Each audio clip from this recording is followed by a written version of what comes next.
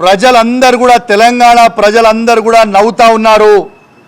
మీరే press meet పెట్టి రేవంత్ రెడ్డి గారిని కలిసి కాంగ్రెస్ పార్టీ కండువా కప్పుకొని నేను కాంగ్రెస్ పార్టీలో చేరినానన్నది మీరే కదా, నేను కాదు కదా అన్నది మీరే కదా.